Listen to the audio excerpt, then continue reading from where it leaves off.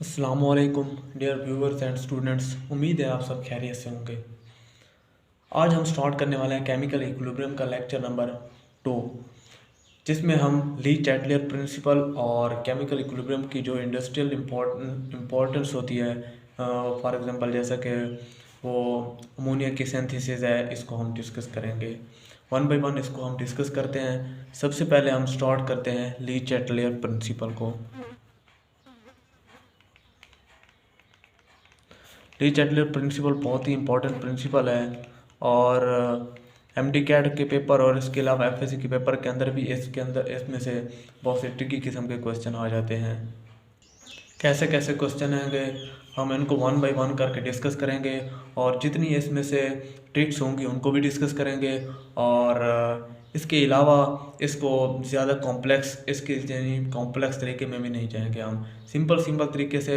और जिस तरह के भी इसमें से क्वेश्चन आ जाएंगे ना, हम उसे लेस देन 40 सेकंड के अंदर इजीली कर सकेंगे। तो सबसे पहले हम स्टार्ट करते हैं इसकी जो स्टेटमेंट है। ये कहता क्या है basically.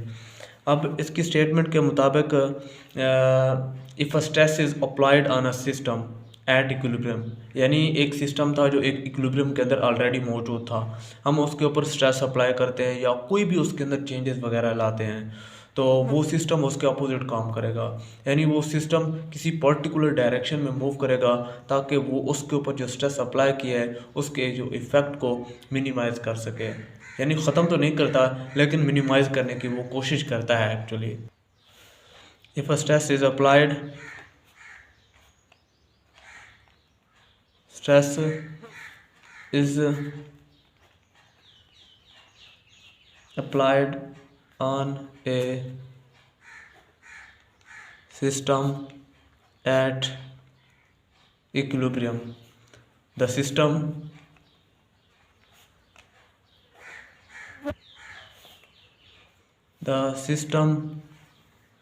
acts in such a way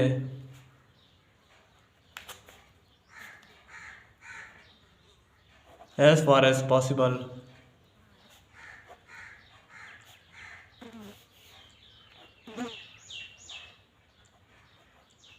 the system acts in such a way as far as possible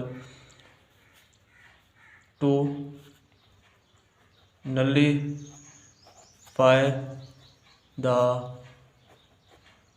effect of that stress। ये इसकी बेसिकली स्टेटमेंट होती है ली चैटलियर प्रिंसिपल की।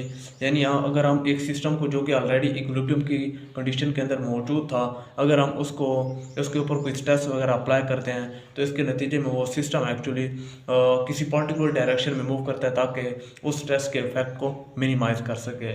This is called Lee Chatelier principal. अब ये stress कौन कौन सी हो सकती है, यानी किस किस्म की ये स्ट्रेस हो सकती है। फॉर एग्जांपल ये तकरीबन 4-5 किस्म की हो सकती है। फॉर एग्जांपल ये चेंज इन कंसंट्रेशन की फॉर्म में भी हो सकती है, चेंज इन कंसंट्रेशन की फॉर्म में हो सकती है, चेंज इन प्रेशर की फॉर्म में भी हो सकती है, चेंज इन वॉल्यूम की फॉर्म में भी हो सकती है, और इसके अलावा चेंज इन टेम्परेचर की वजह से भी हो सकती है, और किसी इनर्ट गैस के एडिशन की वजह से इस सिस्टम के ऊपर स्ट्रेस को हम अप्लाई कर सकते हैं। तो सिस्टम हमेशा इसके अपोजिट वो काम करेगा, यानी जो भी हम उसके ऊपर करेंगे काम, वो सिस्टम इसके अपोजिट काम करेगा वो एक्चुअली। वन बाय वन करके हम इनको डिस्कस करते हैं। सबसे पहले है हमारे पास change in concentration, effect of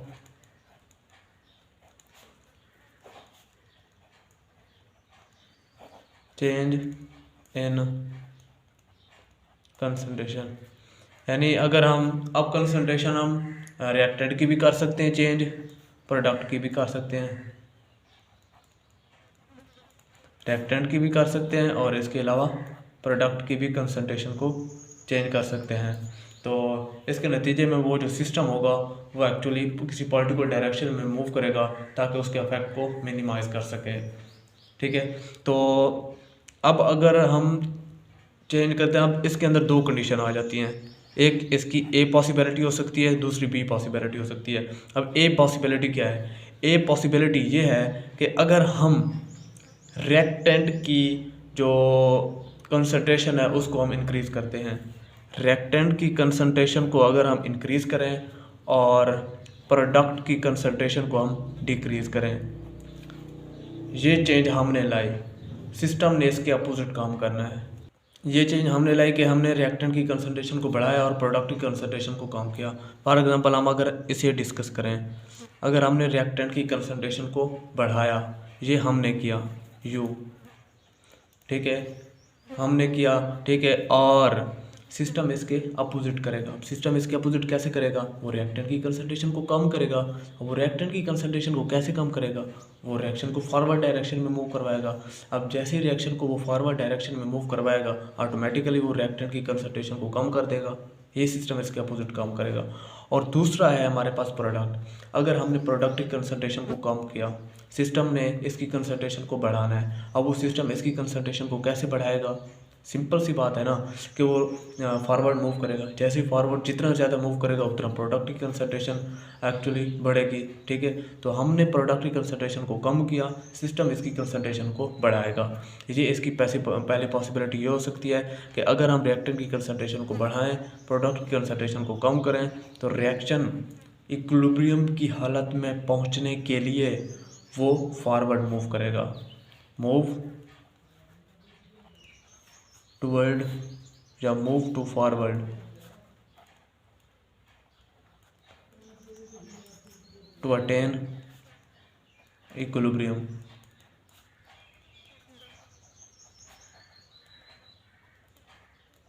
equilibrium attain करने के लिए वो जो होगा रिएक्शन वो फॉरवर्ड मूव करेगा, ठीक है। इसके हम एग्जांपल को भी एक डिस्कस कर लेते हैं। फॉर एग्जांपल हमारे पास एक रिएक्शन N2 + 3H2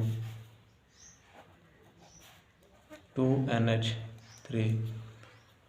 अगर हम ये दोनों रिएक्टेंट हैं, अगर हम नाइट्रोजन की कंसंट्रेशन को बढ़ाते हैं, ठीक है, या हाइड्रोजन की कंसंट्रेशन को बढ़ाते हैं, ठीक है, तो ये हमने बढ़ाई। अब सिस्टम क्या करेगा? सिस्टम इसे कम करने की कोशिश करेगा। अब सिस्टम इसे कम कैसे करेगा? इन्हें मूव करवाएगा फॉरवर्ड, ताकि ज़्यादा से ज़्यादा रिएक्ट करके अमोनिया बना सकें और इसकी कंसंट्रेशन ऑटोमेटिकली कम हो जाएंगी, ठीक है। तो रिएक्शन में किस तरह मूव किया? फॉरवर्ड। तो वो एक ही बात, अगर हम रिएक्टेंट की कंसंट्रेशन को बढ़ाएं तो सिस्टम फॉरवर्ड जाएगा, ठीक है। क्यों? क्योंकि इसकी कंसंट्रेशन को कम करने के लिए सिस्टम ने हमेशा इसके अपोजिट काम करना है, ठीक है। दूसरी बात ये हमने ये दूसरी पॉसिबिलिटी ये थी, अगर अमोनिया की कंसंट्रेशन को हमने कम करा, हमने प्रोडक्ट की कंसंट्रेशन को कम किया, सिस्टम क्या करेगा? इसकी कंसंट्रेशन को बढ़ाएगा। वो कैसे बढ़ाएगा? फॉरवर्ड में मूव करके। तो जितना ज़्यादा फॉरवर्ड मूव करेगा इसकी कंसंट्रेशन बढ़ेगी, सिंपली। तो ये इसकी पहली पॉसिबिलिटी ये हो गई कि अगर हम रिएक्टेंट की कंसंट्रेशन को बढ़ाएं, प्रोडक्ट की कंसंट्रेशन को कम करें, तो सिस्टम फॉरवर्ड मूव करेगा। दूसरी, अगर हम रिएक्टेंट की कंसंट्रेशन को कम करें, ठीक है, और प्रोडक्ट की कंसंट्रेशन को बढ़ाएं, तो फिर क्या होगा? बात एक ही है कि अगर हमने रिएक्टेंट की कंसंट्रेशन को कम किया, ये हमने किया, ठीक है, तो सिस्टम इसने इसके अपोजिट करना है। तो सिस्टम अपोजिट कैसे करेगा? रिएक्टेंट की कंसंट्रेशन को बढ़ाएगा। अब रिएक्टेंट की कंसंट्रेशन कैसे बढ़ सकती है? बैकवर्ड डायरेक्शन में सिस्टम मूव करेगा। वो जो रिएक्शन होगा वो बैकवर्ड डायरेक्शन में मूव करेगा। और दूसरी बात यह है कि अगर हमने प्रोडक्ट की कंसंट्रेशन को बढ़ाया है, अब प्रोडक्ट की कंसंट्रेशन को बढ़ाया है, सिस्टम ने प्रोडक्ट की कंसंट्रेशन को कम करना है।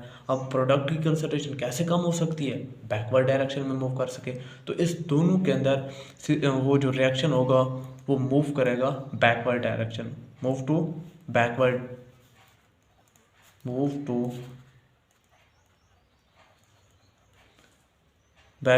To attain equilibrium.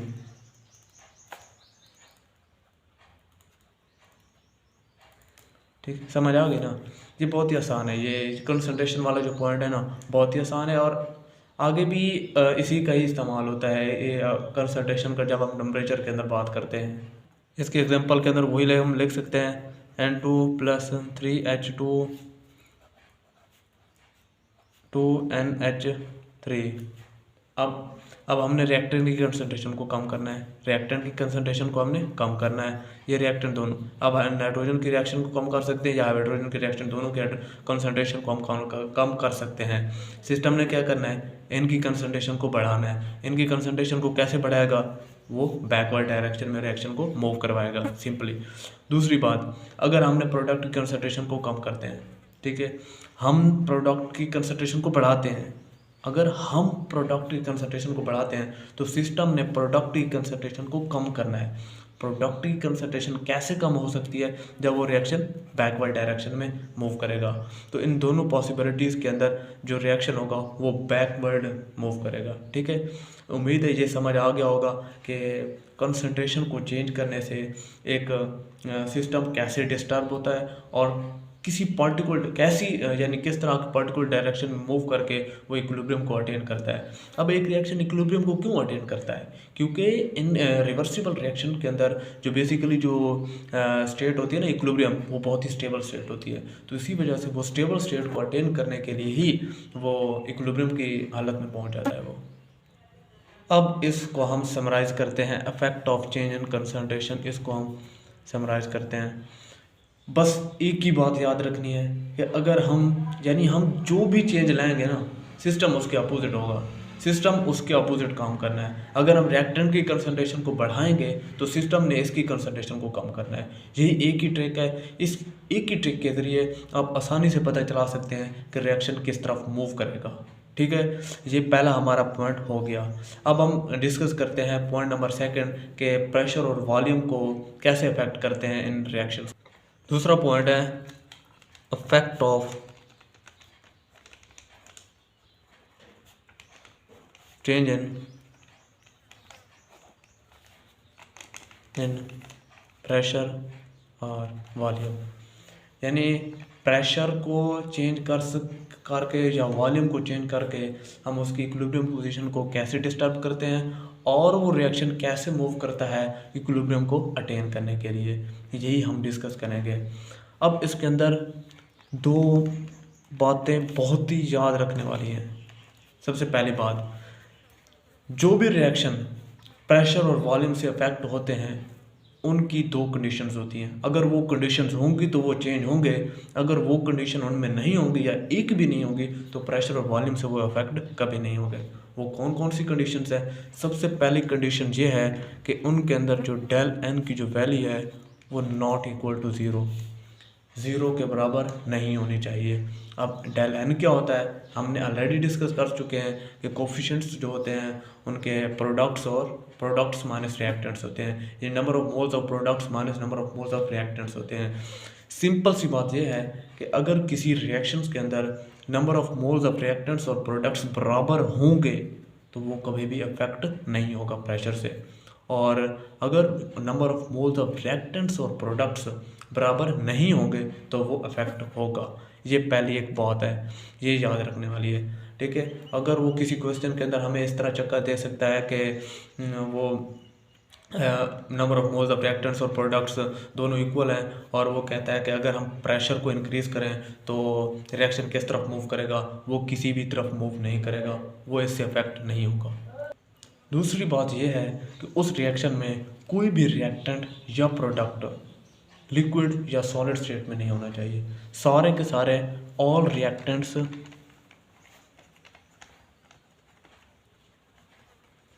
और products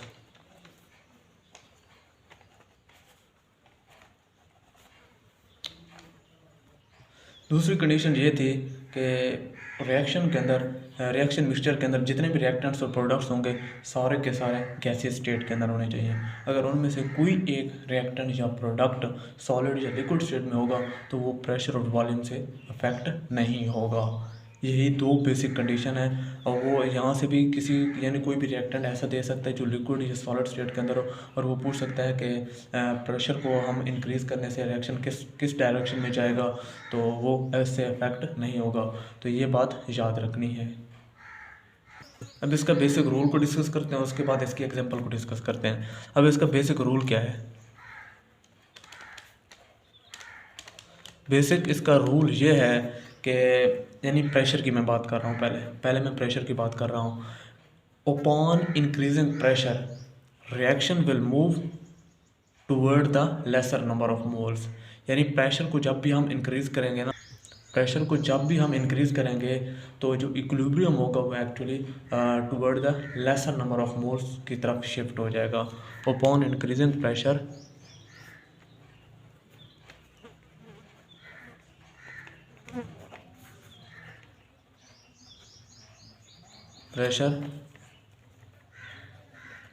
equilibrium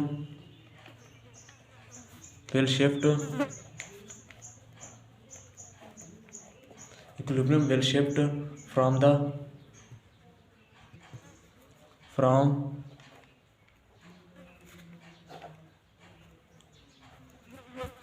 greater moles toward lesser मोल। ये इसका बेसिक रूल है प्रेशर और वॉल्यूम का। यानी ये बेसिकली मैं प्रेशर की बात कर रहा हूँ, पहले इसका ये है कि प्रेशर को जब भी हम इंक्रीज़ करेंगे तो इक्विलिब्रियम ऑलवेज शिफ्ट होगा from greater number of moles to lesser number of moles. हम इसकी एग्जांपल को डिस्कस करते हैं। हमारे पास एक एग्जांपल है N2 + 3H2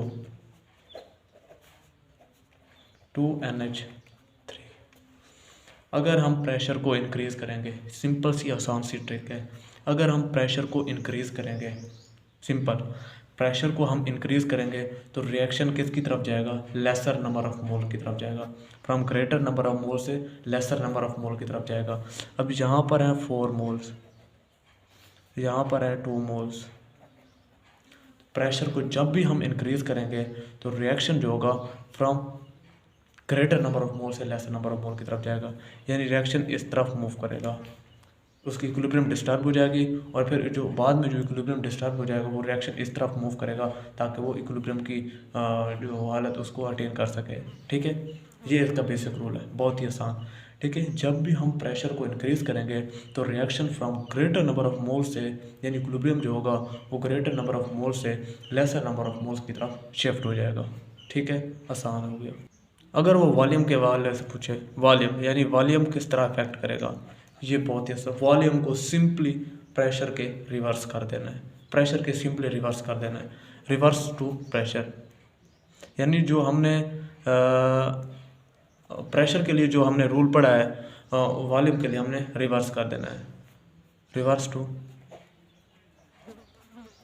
यानी अगर हमने ये डिस्कस किया है कि जब हम प्रेशर को इंक्रीज़ करेंगे तो reaction from greater number of mole से लेसर नंबर ऑफ मोल की तरफ मूव करेगा, यानी इक्विलिब्रियम जो होगी। अब वॉल्यूम के लिए इसका उलट कैसे होगा, फ्रॉम लेसर से ग्रेटर की तरफ वो इक्विलिब्रियम जो होता है उसका शिफ्ट हो जाएगा। यही सिंपली है, वॉल्यूम के लिए हमने सिंपली इसका उलट कर देना है बस। फॉर एग्जांपल अगर हम इसी एग्जांपल को डिस्कस करें कि वो कहता है क्वेश्चन के अंदर वो यानी वो दे देता है कि अगर हम प्रेशर को इंक्रीज़ करते हैं, ठीक है, प्रेशर को हम इंक्रीज़ करते हैं तो प्रेशर को इंक्रीज़ करने से वो फॉरवर्ड जाएगा। ठीक है, और इसके अलावा वो ये पूछ सकता है कि अगर हम वॉल्यूम को इंक्रीज़ करते हैं तो फिर क्या होगा। अब ये देखना, वैसे हम जानते हैं कि प्रेशर और वॉल्यूम जो होता है ये कांस्टेंट होता है और प्रेशर और वॉल्यूम के दरमियान इनवर्स रिलेशन होता है, प्रेशर और वॉल्यूम के दरमियान एक इनवर्स रिलेशन होता है, जैसे कि हम जानते हैं। ठीक है, तो पहले भी हम जानते थे कि प्रेशर और वॉल्यूम ये डिस्कस करता है, प्रेशर और वॉल्यूम के दरमियान एक इनवर्स रिलेशन है।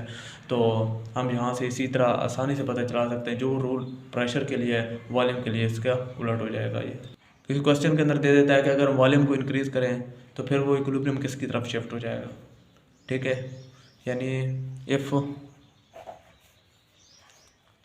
यानी एग्जांपल वही है, वो कंडीशन इस तरह ये देता है, if volume is increased then equilibrium will shift, यानी इक्विलिब्रियम किसकी तरफ शिफ्ट हो जाएगा। अब हमें कैसे मालूम करें, इस तरह को क्वेश्चन आ जाता है तो हम उससे कैसे डील करेंगे। बहुत ही आसान, सबसे पहले आप ये कर लें कि प्रेशर के लिए ये इफेक्ट निकाल लें। अगर वॉल्यूम इंक्रीज़ हो रहा है वॉल्यूम इंक्रीज हो रहा है तो सिंपली सी बात है प्रेशर डिक्रीज होगा। ठीक है, जब प्रेशर डिक्रीज होगा, जब प्रेशर डिक्रीज होगा तो प्रेशर के लिए यही रूल था ना, अगर प्रेशर इंक्रीज होता तो वो ग्रेटर से लेसर की तरफ जाता है, अगर प्रेशर डिक्रीज हो जाता है तो फिर लेसर से ग्रेटर की तरफ मूव करेगा, लेसर से ग्रेटर की तरफ। तो प्रेशर डिक्रीज होता है लेसर से ग्रेटर, या वॉल्यूम इंक्रीज होता है लेसर से ग्रेटर, सिंपली तुम इसका उलट कर देना है। ठीक है, अगर वॉल्यूम इंक्रीज हुआ है, वॉल्यूम इंक्रीज इसका मतलब प्रेशर डिक्रीज हुआ है, तो इस प्रेशर डिक्रीज होता है तो अगर प्रेशर डिक्रीज होता है तो वो लेसर से ग्रेटर की तरफ मूव करेगा। या अगर हम इस तरह डिस्कस ना करें, वो दूसरी ट्रिक के जरिए हम इस तरह भी आसानी से पता चला सकते हैं, वो ये है कि अगर प्रेशर इंक्रीज होता तो इक्विलिब्रियम शिफ्ट होता है ग्रेटर मोल से लेसर मोल की तरफ। ठीक है, अगर प्रेशर इंक्रीज होता तो रिएक्शन इक्विलिब्रियम जो होता है वो शिफ्ट हो जाता है ग्रेटर मोल से लेसर मोल की तरफ। ठीक है, अगर वॉल्यूम इंक्रीज होता है तो फिर क्या होगा, तो इसका उलट करते हैं, बस लेसर से ग्रेटर की तरफ मूव करेगा। ये सिंपली एक ही लाइन है बस कि if pressure is increased then equilibrium will shift from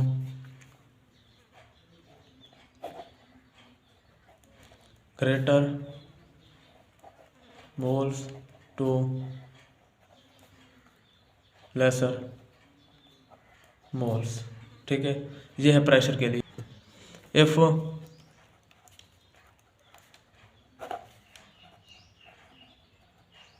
volume is increased then equilibrium will shift from वो था ग्रेटर से लेसर, ये लेसर टू ग्रेटर होगा।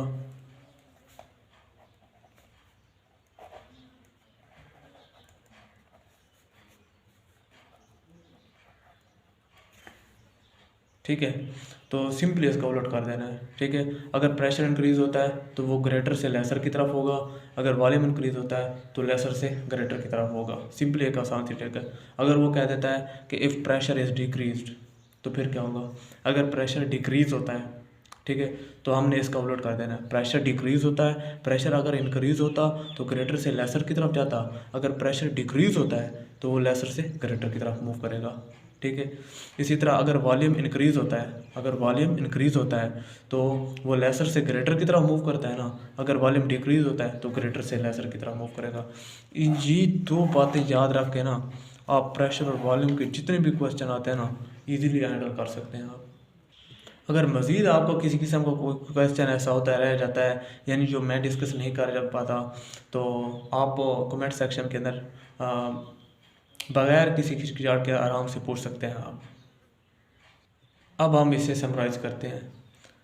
सबसे पहले जो भी किसी किस्म का क्वेश्चन आए, सबसे पहले उस रिएक्शन के अंदर हमने ये देखना है कि उसके जो मोल्स ऑफ रिएक्टेंट्स और प्रोडक्ट्स बराबर तो नहीं है। अगर बराबर नहीं है तो फिर दूसरी बात हमने ये देखनी है कि उसके अंदर कोई लिक्विड या सॉलिड स्टेट के अंदर तो नहीं है। ठीक है, जब ये हम देख लेंगे ना उसके बाद हम रूल को अप्लाई करेंगे। ठीक है, अगर वो क्वेश्चन के अंदर देखता है अगर हम प्रेशर को इंक्रीज़ करें तो सिंपल सी बात है वो ग्रेटर मोल से लेसर मोल की तरफ शिफ्ट हो जाएगा। अगर वो कहता है वॉल्यूम इंक्रीज होता है तो सिंपल सी बात है वो लेसर से ग्रेटर की तरफ मूव करेगा।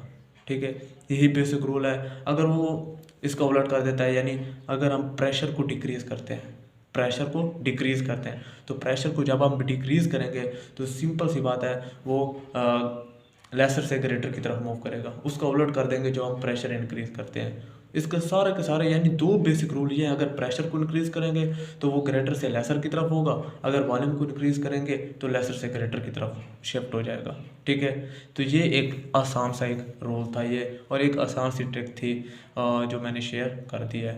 उम्मीद है आपको समझ भी आ गई होगी। थर्ड जो फैक्टर है वो है effect of change in temperature. Effect of change in temperature. अब इन क्वेश्चन के अंदर जो टेम्परेचर में से रिलेटेड होता है ना, तो हम यहाँ पर हीट को ना एज ए एजेंट के तौर पर कंसिडर करते हैं, ठीक है। अब टेम्परेचर की बेस पर दो तरह के ही रिएक्शन होते हैं हमारे पास। एक एक्सोथर्मिक रिएक्शंस होते हैं, एक एक्सोथर्मिक रिएक्शंस होते हैं, और दूसरे हमारे पास होते हैं एंडोथर्मिक।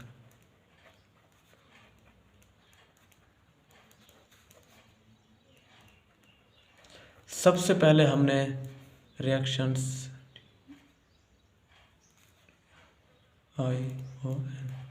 सबसे पहले हमने ये पता चलाना है कि इनके अंदर जो हीट है वो रिएक्टेंट के तौर पर काम करती है या प्रोडक्ट के तौर पर काम करती है। सबसे पहली मेन थिंग इसके अंदर यही होती है।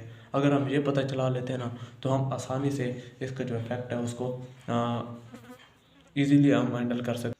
अब एक्सोथर्मिक रिएक्शन के अंदर जो हीट होती है वो एज अ प्रोडक्ट के तौर पर कंसिडर की जाती है।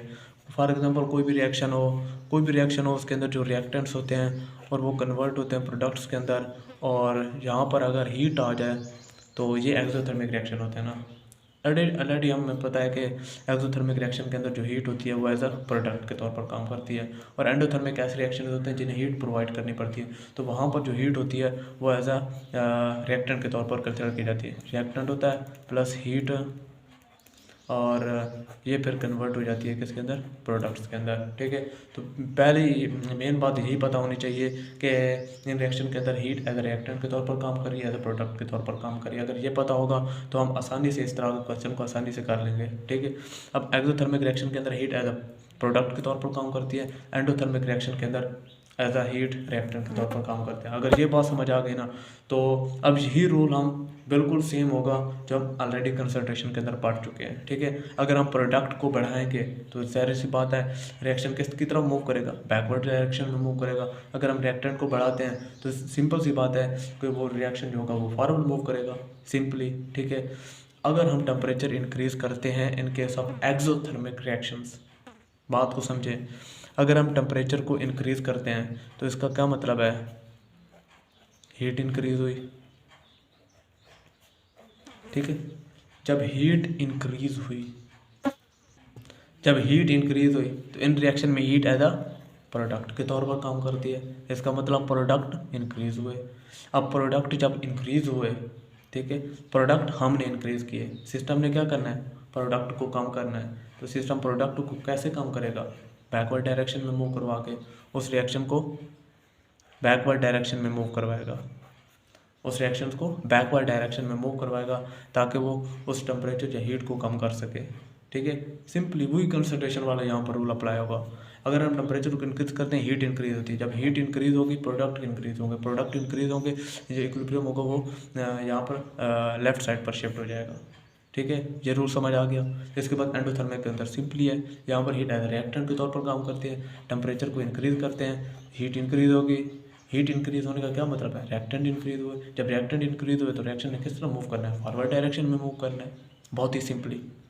एक और बात याद रख लें यहाँ पर, एक्सोथर्मिक और एंडोथर्मिक रिएक्शंस के अंदर, एक्सोथर्मिक रिएक्शंस के अंदर जो टेम्परेचर का जो रिलेशन होता है ना, किसके साथ, टेम्परेचर का जो रिलेशन होता है केसी के साथ, वो इन्वर्स रिलेशन होता है 1/kc के।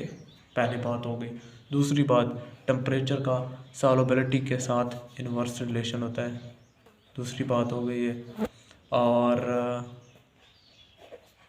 टेम्परेचर का केसी के साथ भी इन्वर्स रिलेशन होता है, सॉल्युबिलिटी के साथ भी इन्वर्स रिलेशन होता है।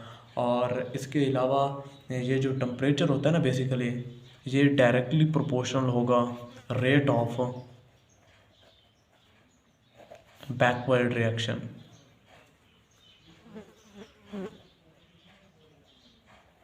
रेट ऑफ बैकवर्ड रिएक्शन के डायरेक्टली प्रोपोर्शनल होगा, ठीक है। इस बात को याद रखना है। ये एक सिंपल सी और आसान सी ट्रिक है। जो टेम्परेचर होता है वो डायरेक्टली प्रोपोर्शनल होता है in case of exothermic reaction temperature inversely proportional होता है, केसी के इन्वर्सली प्रोपोर्शनल होता है सॉल्युबिलिटी के, और डायरेक्टली प्रोपोर्शनल होता है रेट ऑफ बैकवर्ड डायरेक्शन के। In case of endothermic reaction जो टेम्परेचर होता है डायरेक्टली प्रोपोर्शनल होता है केसी के, पहली बात हो गई।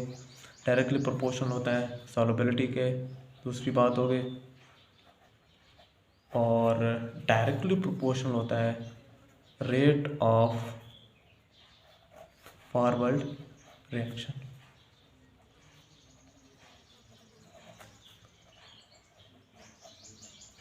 रेट ऑफ फॉरवर्ड रिएक्शन के डायरेक्टली प्रोपोर्शनल होती है। ये एक्सोथर्मिक और एंडोथर्मिक रिएक्शन के लिए ये बात याद रखने वाली है।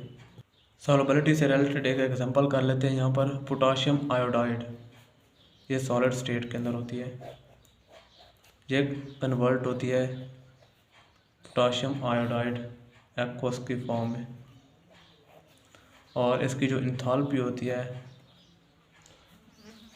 +21.4 किलो जॉल पर मोल होती है। इसकी इंथाल्पी कितनी होती है प्लस, इसका मतलब ये है ये एंडोथर्मिक रिएक्शन है, ठीक है। तो जब ये एंडोथर्मिक रिएक्शन होगा तो फिर क्या होगा, temperature is directly proportional to solubility. जितना टेम्परेचर बढ़ाएंगे सॉल्युबिलिटी बढ़ेगी, सिंपल सी बात है ना। सॉल्युबिलिटी बढ़ेगी और जितना टेम्परेचर कम करेंगे तो इसकी जो सॉल्युबिलिटी होगी वो कम होती जाएगी। यानी टेम्परेचर को बढ़ाने से फॉरवर्ड डायरेक्शन में ये डायरेक्शन मूव करेगा, और टेम्परेचर को कम करने से ये बैकवर्ड डायरेक्शन में मूव करेगा। ये एक आसान सी इस तरह ये सॉल्युबिलिटी के साथ टेम्परेचर का रिलेशन हो गया, एंडोथर्मिक रिएक्शन के अंदर भी हो गया और एक्सोथर्मिक रिएक्शन के अंदर भी हो गया। तो इसके अलावा मेरा नहीं ख्याल कि टेम्परेचर में से इसके अलावा कोई और क्वेश्चन बन सकता है, ठीक है। तो मैक्सिमम इसी तरह के वो क्वेश्चन पूछ सकता है कि एक्सोथर्मिक रिएक्शन के अंदर अगर हम हीट को इंक्रीज़ करें तो रिएक्शन किस तरफ मूव करेगा, ठीक है। तो हमने ये देखना है कि हीट प्रोडक्ट के तौर पर है, जब प्रोडक्ट को इंक्रीज़ करते हैं तो रिएक्शन किस की तरफ मूव करता है, ठीक है। ऑलरेडी हम डिस्कस कर चुके हैं, वो बैकवर्ड डायरेक्शन के अंदर मूव करता है, ठीक है। तो टेम्परेचर में से इसी किस्म के क्वेश्चन बन सकते हैं, और इन तमाम इंपॉर्टेंट बातों का आपको पता होना चाहिए। इसके बाद अब हम डिस्कस करते हैं अफेक्ट ऑफ कैटलिस्ट, यानी कैटलिस्ट कैसे अफेक्ट करता है।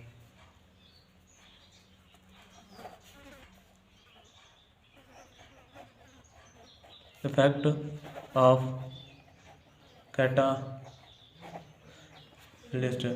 कैटलिस्ट बेसिकली ये इक्विलिब्रियम पोजीशन, इक्विलिब्रियम कांस्टेंट, इन तमाम को कोई अफेक्ट नहीं करता ना ही कैटलिस्ट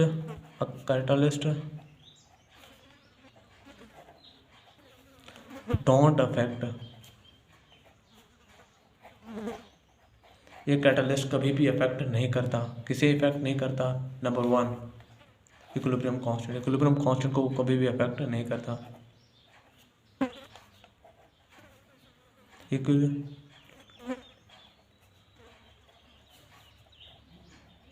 इक्विलिब्रियम कांस्टेंट को अफेक्ट नहीं करता, don't affect equilibrium constant. Number 2 equilibrium position. Number 3 yield of the reaction, yield को भी कोई अफेक्ट नहीं, ठीक हो गया। ये इक्विलिब्रियम कांस्टेंट को भी कोई अफेक्ट नहीं करता, इक्विलिब्रियम पोजीशन को भी अफेक्ट नहीं करता, और ये यील्ड को भी अफेक्ट नहीं करता। फिर ये करता क्या है,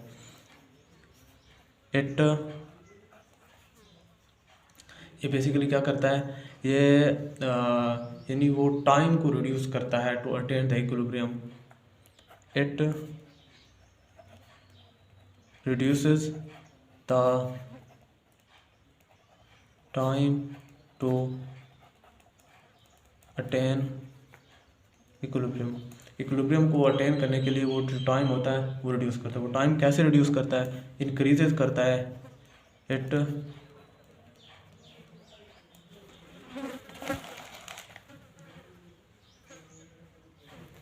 it increases the rates of both forward and reverse reaction। ये बोथ फॉरवर्ड और रिवर्स रिएक्शन के रेट को इंक्रीज़ करता है ताकि इक्विलिब्रियम इजीली अटेन हो सके। और ये जो होता है बेसिकली ये लोअर करता है, it lowers the energy of activation, ये एनर्जी ऑफ एक्टिवेशन को लोअर करता है। और इसके अलावा ये जो कैटलिस्ट होता है ये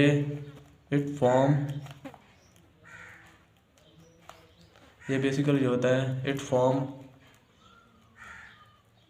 लोअर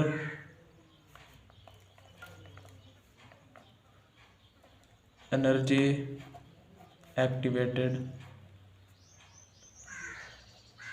कॉम्प्लेक्स, ये जो बेसिकली एक्टिवेटेड कॉम्प्लेक्स बनाता है ना, एक्टिवेटेड कॉम्प्लेक्स एक ट्रांजिशन स्टेट होती है, मैक्सिमम एनर्जी की स्टेट होती है। लेकिन कैटलिस्ट की वजह से ये कैटलिस्ट के बगैर जो एक्टिवेटेड कॉम्प्लेक्स बनता है ना वो बहुत ही ज़्यादा हाई एनर्जी का होता है। और अगर हम कैटलिस्ट को यूज़ करते हैं तो वो जो बेसिकली जो बनता है ना एक्टिवेटेड कॉम्प्लेक्स, वो क्योंकि वो एक्टिवेशन एनर्जी कम हो गई ना तो इसी वजह से एक्टिवेटेड कॉम्प्लेक्स की एनर्जी भी कम हो जाती है, वो थोड़ी सी नीचे स्टेट के अंदर वो एक्चुअली आ जाता है।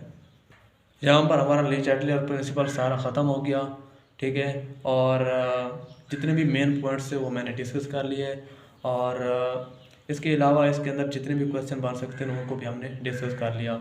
आप इन जो जो भी ये मैंने पॉइंट्स बताए इनको आप जितना जल्दी हो सके, यानी अगर आप फिंगर टिप्स पर इन तमाम को लेकर आएंगे ना तो आपके लिए आसानी रहेगी।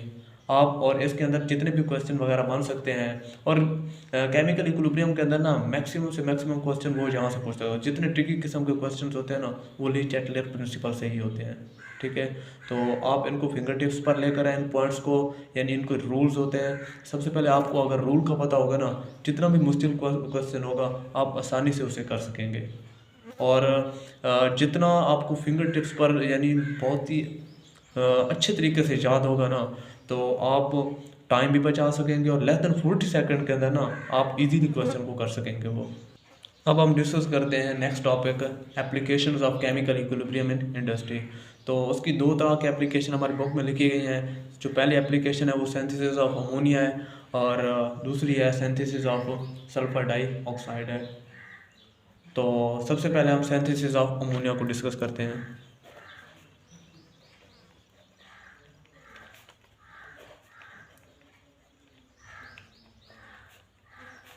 अमोनिया वो जो होती है भाई हैबर प्रोसेस के जरिए सिंथेसाइज करते हैं, ठीक है। अमोनिया को कैसे हम सिंथेसाइज करते हैं, हैबर प्रोसेस के जरिए। यहाँ पर हम जो भी इसके अंदर क्वेश्चन बनते हैं ना अक्सर हम उनको डिस्कस करेंगे, यानी किस किस्म के क्वेश्चन बन सकते हैं। वो मेनली यही क्वेश्चन होते हैं, वो वही ली चैटलियर प्रिंसिपल वाले क्वेश्चन होते हैं। अगर हम प्रेशर को इंक्रीज करें क्या होगा, टेम्परेचर को इंक्रीज करेंगे क्या होगा, और इसके अलावा हम कैसे यील्ड को इंक्रीज कर सकते हैं, और इसके अलावा इसका जो रेट ऑफ फॉर्मेशन होता है उसको हम कैसे इंक्रीज कर सकते हैं, और यही इसी तरह के क्वेश्चन होते हैं। तो सबसे पहले इसका जो रिएक्शन है वो है N2+3H2 और यहाँ पर 2NH3 बनता है, ठीक है। और यहाँ पर ये बेसिकली एक एक्सोथर्मिक रिएक्शन होता है। यहाँ पर जो डेल एच एक्चुअली रिलीज और ये होती है -92.46 किलो जॉल होती है। और इस बात को ध्यान में रखना, ये स्टैंडर्ड एंथैल्पी ऑफ फॉर्मेशन नहीं होगी। क्यों? क्योंकि स्टैंडर्ड एंथैल्पी ऑफ फॉर्मेशन जो होती है अमोनिया की वो होती है, स्टैंडर्ड एंथैल्पी ऑफ फॉर्मेशन जो होती है वो मेरे ख्याल से -41.6 किलो जॉल पर मोल होती है। क्यों? ये जो होती है ना ये टोटल एंथैल्पी यहाँ पर लिखी गई है और ये 2 मोल की होती है। ये एंथैल्पी यहाँ पर जो लिखी गई है ये 2 मोल की है और ये है पर मोल की, और पर मोल की ये होती है। और ये स्टैंडर्ड एंथैल्पी ऑफ फॉर्मेशन भी हम इसे कहेंगे क्योंकि वो स्टैंडर्ड जो होती है वो एक ही मोल के लिए होती है, ठीक है। तो इसके अंदर क्वेश्चन इसके अंदर जो ऑप्टिमम कंडीशंस हैं वो क्या होती हैं। ऑप्टिमम कंडीशन के अंदर सबसे पहले टेम्परेचर आता है। टेम्परेचर होता है मेरे ख्याल से 300 to 400 डिग्री सेंटीग्रेड टेम्परेचर होता है। और प्रेशर जो होता है वो होता है 200 to 300 atm। और इसके अंदर जो कैटलिस्ट होते हैं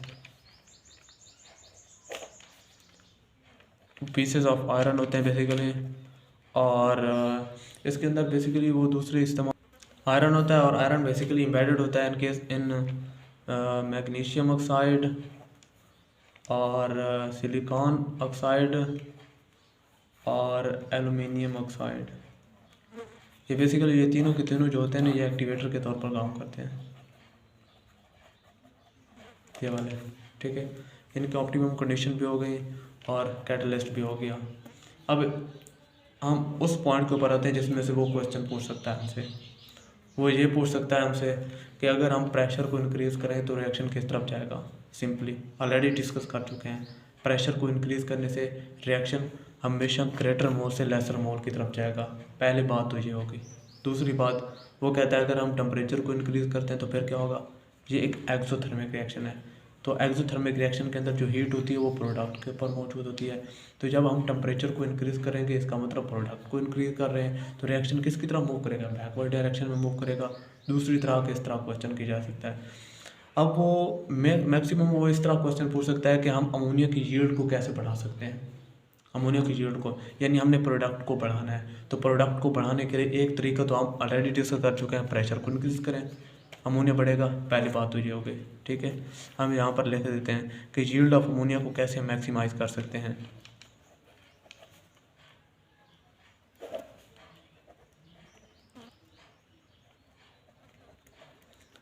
यील्ड ऑफ अमोनिया को हम कैसे बढ़ा सकते हैं। सबसे पहले जो है इसका पहला पॉइंट है वो हम प्रेशर को इंक्रीज़ करके प्रेशर को इंक्रीज़ करते हैं। प्रेशर को इंक्रीज़ करेंगे तो ग्रेटर मोल से लेसर मोल की तरफ जाएगा और प्रोडक्ट ज़्यादा बढ़ेगा और अमोनिया की जो यील्ड होगी वो बढ़ जाएगी। ये पहला पॉइंट है। दूसरा पॉइंट ये है, क्योंकि ये एक्सोथर्मिक रिएक्शन है, तो एक्सोथर्मिक रिएक्शन के अंदर हीट प्रोडक्ट के ऊपर मौजूद होती है। अगर हम प्रोडक्ट को कम करते हैं, अगर हम हीट को कम करते हैं, अगर हम टेम्परेचर को कम करते हैं, तो फिर भी ज़्यादा से ज़्यादा प्रोडक्ट बनेगा और इस तरह यील्ड भी इंक्रीज़ होगी, ठीक है। तो टेम्परेचर क्या होना चाहिए, टेम्परेचर शुड बी डिक्रीज्ड। और तीसरी बात वही ऑलरेडी प्रोडक्ट जो ऑलरेडी बन चुका है अमोनिया, उसकी कंसनट्रेशन को कम करते हैं, ठीक है। अमोनिया का continual removal, continual removal of ammonia. Ammonia का कंटिन्यूअल रिमूवल करेंगे, प्रोडक्ट डिक्रीज होगा रिएक्शन फॉरवर्ड की तरफ, ताकि ज़्यादा से ज़्यादा अमोनिया बन सके। अब यहाँ पर एक थोड़ी सी कन्फ्यूजन जहाँ पर होती है टेम्परेचर वाले केस के अंदर, अगर हम टेम्परेचर को डिक्रीज़ करेंगे, ठीक है, तो इसका जो बेसिक जो रेट ऑफ फॉर्मेशन होता है ना, इसका रेट ऑफ यानी इसका जो रेट होता है ना, टेम्परेचर वैसे एक्सोथर्मिक रिएक्शन है, टेम्परेचर को डिक्रीज़ करेंगे तो इसका जो रेट होता है ना बेसिकली वो कम हो जाता है। और जो इंडस्ट्री होती है ना, इंडस्ट्री कभी भी कोई भी प्रोसेस हो उसकी यील्ड को नहीं देखती। वो ये देखती है कि कितना जल्दी वो प्रोडक्ट दे रहा है। इंडस्ट्री उसके ऊपर ज़्यादा फोकस उसी के ऊपर करती है कि कितना जल्दी कोई प्रोडक्ट बन रहा है, ठीक है। तो अगर हम टेम्परेचर को डिक्रीज़ करते हैं, यानी टेम्परेचर को अगर हम डिक्रीज़ करते हैं तो उसका जो rate of formation of ammonia है,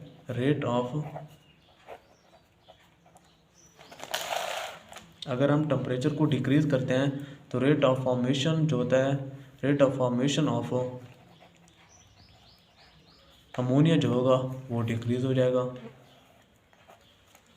ठीक है। टेम्परेचर को डिक्रीज़ करेंगे ना, अगर हम टेम्परेचर को डिक्रीज़ करेंगे तो rate of formation of ammonia decrease हो जाएगा।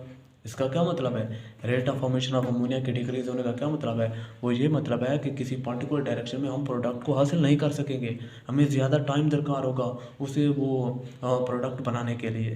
तो फिर हम क्या करते हैं, तो फिर हम मजबूरन हमें टेम्परेचर इंक्रीज़ करना पड़ता है, मजबूरन हमें टेम्परेचर 400 डिग्री सेंटीग्रेड तक लेकर जाना पड़ता है, ताकि इससे यील्ड तो थोड़ी बहुत कम होती है लेकिन इसका रेट ऑफ फॉर्मेशन बहुत ज़्यादा बढ़ जाता है, और जिसके नतीजे में हम थोड़े टाइम के अंदर बहुत ज़्यादा अमोनिया को हासिल कर सकते हैं। तो ये भी इस तरह का वो क्वेश्चन हमसे वो पूछ सकता है। इसके अलावा जो इक्विलिब्रियम मिक्सचर हमें हासिल होता है उसके अंदर 35% अमोनिया होती है, 35%। ये तो सारे के सारे जो ये लिखे हुए हैं ये भी याद करने हैं, ठीक है, और यहाँ से भी कोई क्वेश्चन उठा कर दे सकता है। 35% इसके अंदर अमोनिया होता है। तो अब बाकी जो गैसेस हैं उनको हम कैसे सेपरेट करें, तो इस मिक्सचर को हम बेसिकली क्या करते हैं, कूल करते हैं। और कूल करने की वजह से जो अमोनिया होती है वो लिक्विफाई हो जाती है, क्योंकि अमोनिया एक पोलर होती है ना, हम जानते हैं ना, अमोनिया एक पोलर है, पोलर होती है अमोनिया, ठीक है। तो इसी वजह से इसके अंदर हाइड्रोजन बॉन्ड्स डेवलप हो जाती हैं, और इसके अलावा और ये इजीली कूल्ड हो जाती है, लिक्विफाई हो जाती है, और वहाँ से सेपरेट कर देते हैं। बाकी नाइट्रोजन और हाइड्रोजन जो होती है वो गैसीय स्टेट में रहती हैं, उनको दोबारा रिसाइकल करते हैं और दोबारा उन्हें रिएक्ट करवाते हैं, ठीक है। तो इस तरह हम अमोनिया को हासिल कर लेते हैं। तो हमारा ये भी टॉपिक कंप्लीट हुआ। आज हमने 2 टॉपिक्स कंप्लीट किए और बहुत ही इंपॉर्टेंट थे वो। एक ली चैटलियर प्रिंसिपल को ख़त्म किया, और इसके बाद अमोनिया की सिंथेसिस बाय हैबर प्रोसेस इसको डिस्कस किया, दोनों में से। और अक्सर दोनों में से केमिकल इक्विलिब्रियम में कोई क्वेश्चन देगा ना, तो इनमें से वो लाजमी टच करेगा वो। ली चैटलियर प्रिंसिपल और बॉर हामर साइकिल से कम अज़ कम एक क्वेश्चन लाजमी देगा, ठीक है।